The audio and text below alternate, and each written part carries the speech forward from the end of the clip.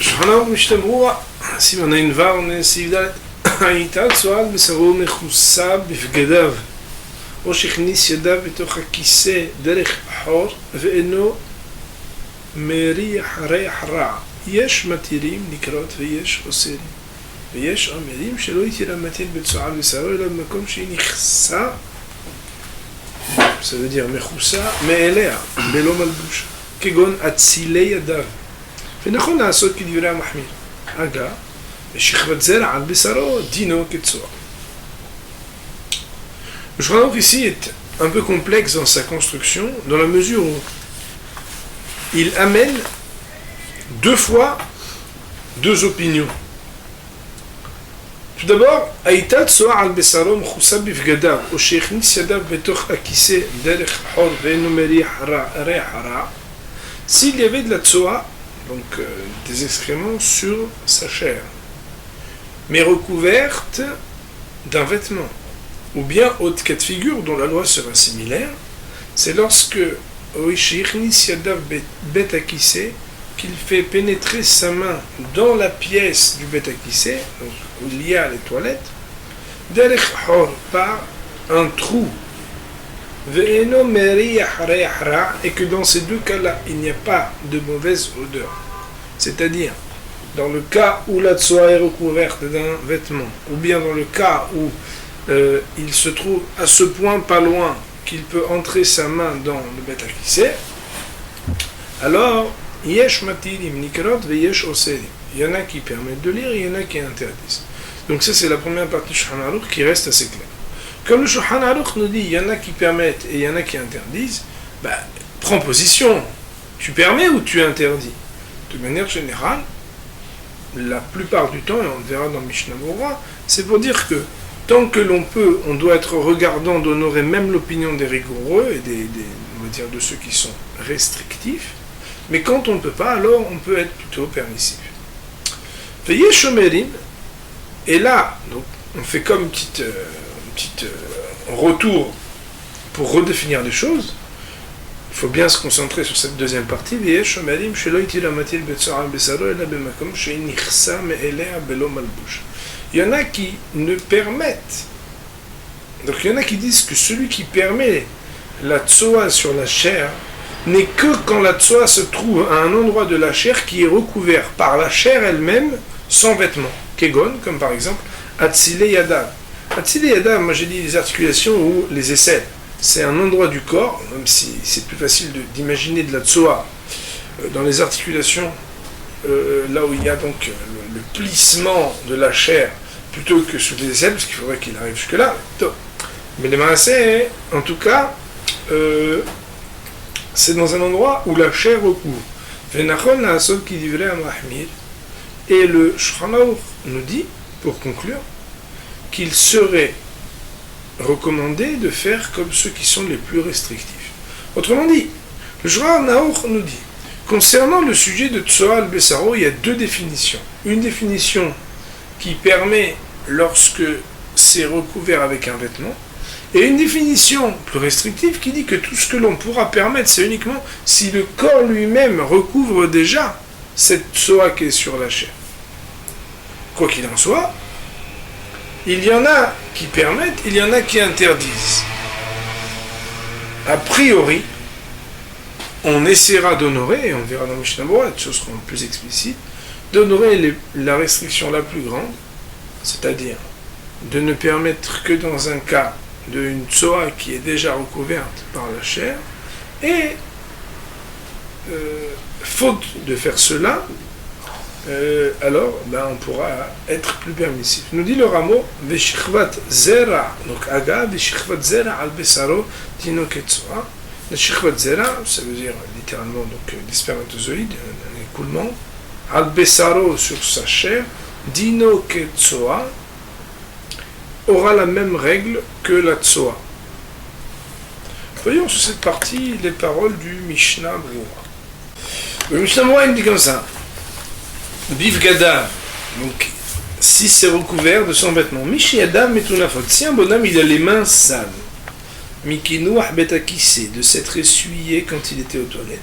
Imen ben mamashut, s'il a juste les mains sales, mais qu'il n'y a pas donc de quelque chose de concret dans ses mains, mais il y a juste les mains salies. Im en ben mamashut tsoa la lichluch be'alma, s'il n'y a pas de tsoa dans ses mains, mais juste une salissure. Ve'alach reha, et qu'il n'y a plus d'odeur. Ve'i al yado, et que c'est sur sa main. Dumia de mamoule zera, comme par exemple de la sueur. Share likrot kenegda. On aura le droit de lire en face. Apilou belokis, même si on ne recoupe pas. Attention! On dit Mishnah Brura, c'est seulement l'autre qui a le droit de lire devant les mains de quelqu'un qui a les mains sales. Mishum de lav ketsoa damia, parce que c'est pas considéré comme une tsoa, puisqu'il n'y a pas de mamashut. Aval ogufa, mais lui-même, ça veut dire la personne qui porte la salissure, kol sheyadav meluch lachot, tant que ses mains sont dégoûtantes. Ici, il faut dire mimalmoulé, à mon avis. Mimalmoulé zera vechichuch harosh, de transpiration, ou bien de ce qu'il y a sur la tête. Je crois que ça veut dire là-bas qu'il s'est fait comme ça, qu'il s'est gratté la tête, et il a les mains sales. Asur les kalot kriyat shema abitfila, il sera interdit de dire le kriyat shema et de dire la hamida achiitol yadav, jusqu'à ce qu'il se lave les mains. Ou alcool panim, ou tout du moins, il mène le maïm inake yadav. S'il n'a pas d'eau, alors qu'il nettoie les mains comme il peut. Ce qu'on appelle kol miné de minake. Que dit la Simon Dalet, comme on l'apprend à l'article 4 Shulchan Aruch, ve'ayen bebeor halacha, il faudrait étudier ce que nous avons écrit ici dans le bureau halacha. Sif Katan Yudalef. Hor. Donc on parlait de celui qui introduit sa main dans les toilettes, ça veut dire pas dans la cuvette des toilettes, mais dans la pièce des toilettes, ce qu'on appelle bet akissé.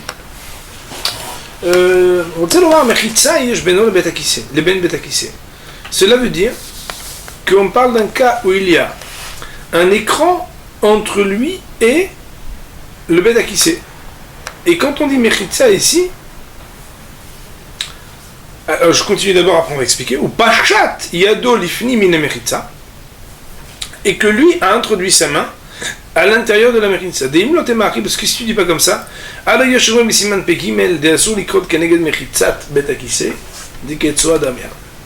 parce que si tu ne dis pas ainsi, autrement dit, tu parles directement d'être devant le muret, par exemple, la mechitza qui est devant les toilettes, il y en a qui disent que dans un cas pareil, donc dans le Siman Pegimel, l'article 83 de Shulchan, que ce sera interdit de rester le Kriyat Shema quand tu es devant la paroi qui fait directement écran avec le Bet Akissé. Pourquoi ? Parce que ça s'appellerait comme si tu étais devant la Tsoa elle-même. Autrement dit, et ça on va laisser au congélateur, pas très longtemps, mais reste Hachem, bientôt on pourra l'étudier, de savoir que quand on est directement en face de la Mechitza, c'est-à-dire de la paroi qui fait le premier écran entre nous et les toilettes, il y en a qui diront que ça sera interdit de lire le Kriyat Shema.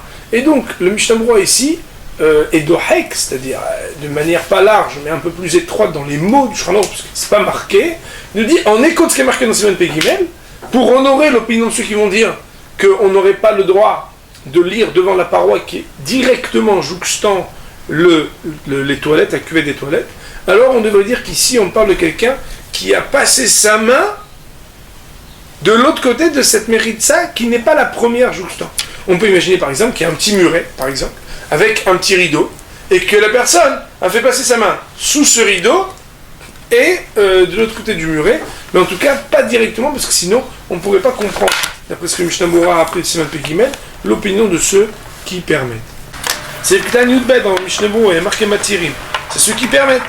Dire-t-il, parce qu'il y a marqué, je ne sais pas si vous vous rappelez, mais on avait vu qu'il y avait Ravuna et Rav Chizda. Et Ravuna, il avait dit que c'est permis. Pourquoi ? Parce que, dire-t-il, parce qu'il y a marqué que Neshama Te'alelka. Toute Neshama, Am Te'alelka, elle va scander le nom d'Hachem. Et Neshama, Dainus, comment on respire ? Neshima, Neshama, Dainu Pevechotam, ça veut dire la bouche et le nez. Bichlal, Aïloul, il faut que ça fasse partie du Iloul, ça veut dire de ce qui doit être propre pour pouvoir honorer et glorifier le nom d'Hachem. Avalo char et vari, mais pas le reste des membres. D'ailleurs, filou elam lekim, même s'ils ne sont pas propres, charé, ça serait permis. Enfin, yesh o isri, mais ceux qui interdisent, comme le shrono, ou Tarmam, la raison, elle est, c'était l'opinion de Rav Chizda. Dire-t-il, kalat, sandaï tomar la Hachem, michamora. Parce qu'il est marqué Kalatzmotai, tous mes ossements, tous mes membres, Tomarna Hachem vont dire Hachem Yichamora qui est comme toi. Baïnan, ça veut dire qu'on exige, on nécessite, chez Ukulam Nekim, que tous ils doivent être propres. C'est pour ça que même si c'est sur n'importe quelle partie du corps, ce serait pas bon. Ou pas shoot, il semblerait que c'est élémentaire d'après cela, de le viser que d'après ça. Ou Adin, que si un des membres, n'importe lequel, il est dans la chambre où il y a la tsoa, ou dans les 4 amot, je répète, et il semblerait que c'est sûr que s'il y a un des membres qui est dans les 4 amot, même si la tête elle est ailleurs, d'après cette opinion-là, Gam Kenazo serait permis d'après cette raison qui est citée. Pourquoi? Parce qu'il faut que tout le corps il soit dans un bon endroit. Et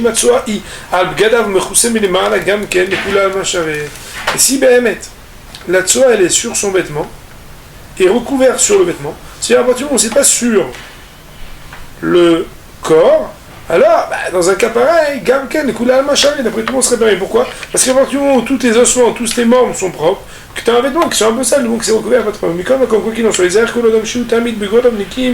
homme devrait faire attention à toujours avoir ses vêtements propres, ou bifrat be et atfila, et en particulier au moment de la tfila.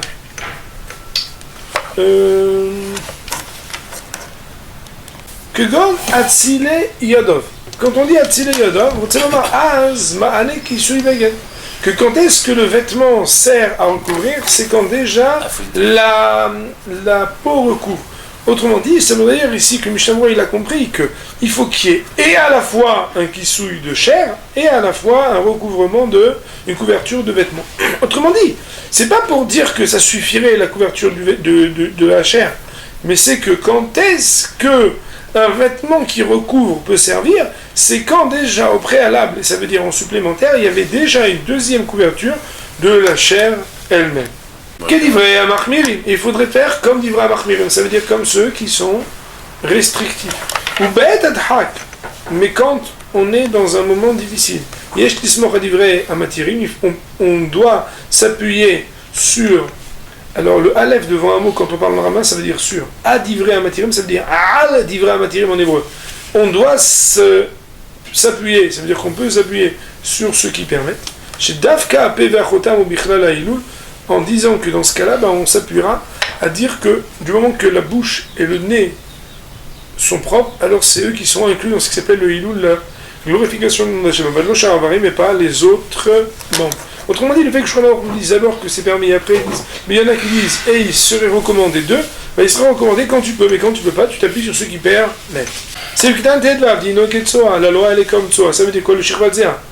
Ça veut dire Alken Yesh Lachmir, c'est pourquoi il faudra être permissif, il faut être rigoureux et restrictif concernant le Shirvadzéa, Ksheyal Besaro quand elle est sur la chair.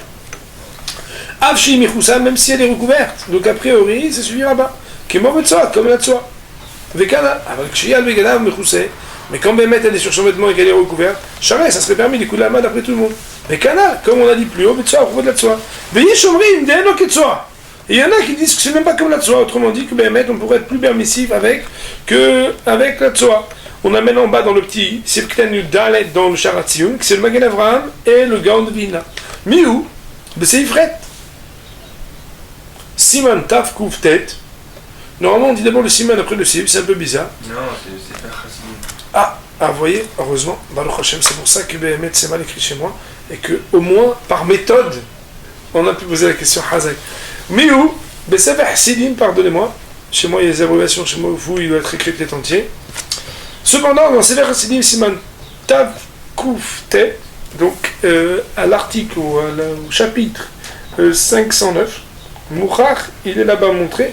D'afilou al-Bgadav, que même sur ses vêtements, ou meroussé et même recouvert, yesh les rortso, il faut le nettoyer, ou les pochetos, ou bien dévêtir ce vêtement, chez l'oyer d'avoukboatouma, afin que ni sur sa chair ni sur son vêtement ne soit attaché à lui l'impureté. Mikolchgan, keshenirchal, chazoshalom al-ede kiri, chez l'oyer lo, le masker et tissot, et a fortiori, quand Behemet, il pourrait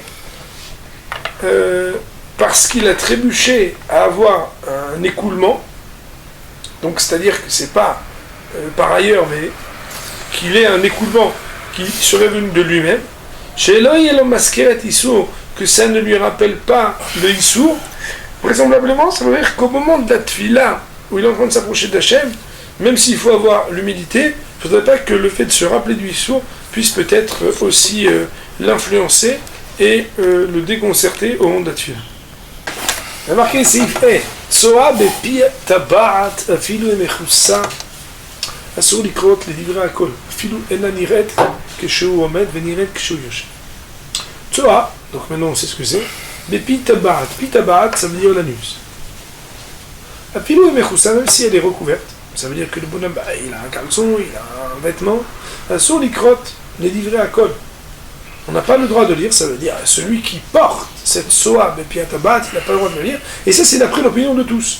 Autrement dit, même si ceux qui là-haut étaient permissifs que Béhémet, à partir du moment où tu as un vêtement, c'est bon, et tu n'as pas besoin que le corps recouvre, bah dans ce cas-là, le maïsé, même si bien la personne a malgré tout quelque chose qui recouvre la tsoa, par sa chair ou par son vêtement, ça sera interdit. Un filou ananired kshiomed, même si lorsqu'il se met debout, elle ne pourrait être aperçue, venired kshiyoshem, mais qu'elle ne puisse être aperçue que s'il s'asseyait, alors malgré tout c'est interdit. Autrement dit, si Béhémet, quand il s'assoit, les panières, on va dans le Mishnah Berurah, c'était la Gemara dans la Seret Yoma, que la Torah n'a pas été nommée à la Racharet, donc madame, qu'est-ce que je fasse? C'est pas ma faute. Mais Béhémet, à partir du moment où s'il s'asseyait, elle pourrait être visible, alors le maïs, ça s'appellera déjà le moment à partir duquel la parole est le Kriyat. Voyons sur cette partie le Mishnah Berurah. Seif et Seif Gal Tetzain. Il y a marqué Befi et Tabaat. Befi Tabaat. Mi sheyesh lo holi atehorim. Si un bonhomme il a un problème, tehorim, je pense que ça veut dire des vers, ou bien des, qu'on appelle ça? Des hémorroïdes. Vezav imenodam, et qu'il lui coule un peu de sang. Tamid, de manière continue, de manière chronique. Ve'agav adam, et que, accessoirement à ce que le sang coule, yotzem imeno leha seruha. Il sort aussi un petit liquide dégoûtant comme ça. Mais au pêchet, putri, ça dit quelque chose de dégoûtant. Du pu. Hein? Du pu, ouais, c'est vrai, ça s'appelle du pu. Hazak. Et qu'il a une mauvaise odeur, il n'a pas le droit de tout ce qui réclame la Kedusha. Kolzman, tant que ce pu, il coule de lui.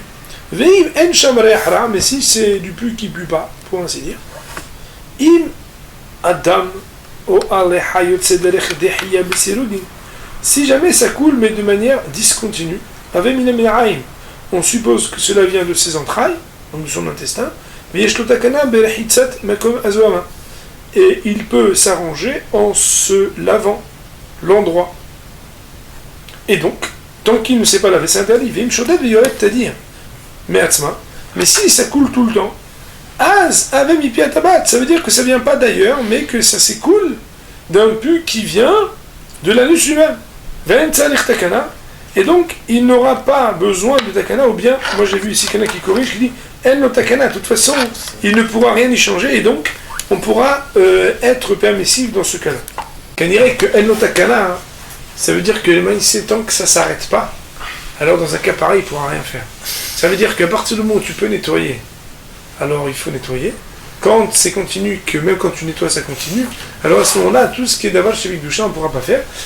En ayant consulté un médecin, c'est quand même assez rarissime, parce que, comme l'avaient dit nos amis, le fait de perdre, que ce soit son sang, ou que ce soit aussi une leha, c'est-à-dire une sécrétion qui accompagne cette perte de sang, quand c'est continu, c'est que c'est très très grave, et donc de manière générale, c'est des choses qu'il faut traiter immédiatement, mais si c'était continu, eh bien, à ce moment-là, on n'aurait pas le droit de dire d'aval chez Bikdusha. C'est Katan Yudzain, Asur Likrot, c'est interdit de lire. C'est de quoi c'est interdit de lire? Si le bonhomme, il avait de la tsoa pepitabat et qu'il a lu, si a posteriori il avait lu le Kriyat alors qu'il n'aurait pas dû, il devra le relire. Cependant, à propos de la Hamida, ça veut dire qu'il faudra à ce moment-là approfondir, parce que là, c'est pas clair. Il m'y ressort vite est-ce que oui ou non il faut qu'il recommence. Car donc on sait l'écrire Hayod. Mais beaucoup de décisionnaires ont écrit qu'il faudra même recommencer la Hamida. Nous dit le Mishnah Berurah, Seif Katan Yudhet, les divrei Akol, d'après tout le monde. Autrement dit, même d'après ceux qui disent que quand une Torah, donc dans le Seif Dalet, est sous des aisselles, ou bien qu'elle est recouverte avec un vêtement, alors elle se sera permis. Ici, d'après tout le monde, sera interdit. Ah bon, c'est bien, j'ai dit ce qu'il fallait dire. Ça veut dire que même d'après ceux qui permettent dans le Seif Dalet, dans une Tsoa, qui est sur la chair et qui est recouverte, Shana, c'est différent ici de même comment, Nafish, Zohama. Parce que quand c'est dans le même endroit que là où elle sort, c'est pire et c'est dégoûtant encore plus. Je ne sais pas si vous vous rappelez, on avait vu le Rachid dans la Gemara de Yoma, qui disait que c'est parce que là-bas c'est encore chaud, ça vient de sortir. Alken, Yeshlo l'Adam Mitoa, Vedirot Tamit, chez Naki, Piatabat, Chelo. C'est pourquoi un homme doit toujours se réveiller à vérifier que son anus est propre, ou les rochtsobe maim ou berok, ou bien de laver avec de l'eau ou avec toutes sortes de liquides. Ici, rok, ça veut dire du crachat, mais ça veut dire une sorte de liquide quelconque, qui déchire shama filou macho mitsoa, afin que ne reste là-bas rien du tout de cette tsoa à l'extérieur. Le dit, c'est que Tanutel Kshoyoshev, quand il s'assoit, Avali menaniret apelu Kshoyoshev, mais si même quand il s'asseyait, il n'y avait pas de tsoa. Mouta, ça serait permis. Pourquoi? Chez l'on dit la Torah les malachim charet, parce que la Torah n'a pas été donnée aux anges. Et les anges, eux, on peut imaginer qu'ils n'ont pas de soi même plus haut, mais un homme, c'est un homme, il fait ce qu'il peut pour nettoyer. Mais il ne peut pas non plus se retrouver dans une situation extrême et qu'en plus on l'empêcherait, s'il n'avait pas même de tsoa à l'extérieur, quand il est à l'intérieur de faire le Kriyat ça serait vouloir donner la Torah aux anges. Juste la petite annotation qui est importante, c'est qu'on a dit est-ce que Behemet, quand il aurait lu le Kriyat Shema alors qu'il n'avait pas le droit à cause de cette soie qui est sur Piatabat, est-ce qu'il doit recommencer ou pas la Amida? Alors Behemet, le Rav Yosef dirait que oui, il faudrait recommencer, mais le Kafahaim dit que Behemet, à cause du principe de Safek Bachot Lakel, qui fait que tant qu'on a un doute concernant la bénédiction prononcée ou non, alors il faudrait s'abstenir, Behemet, on dirait qu'on ne ferait pas la Amida à nouveau, mais uniquement le Kriyat Shema. Pour le Seif et on va dire Baruch Adonai Olam, Amen ve Amen.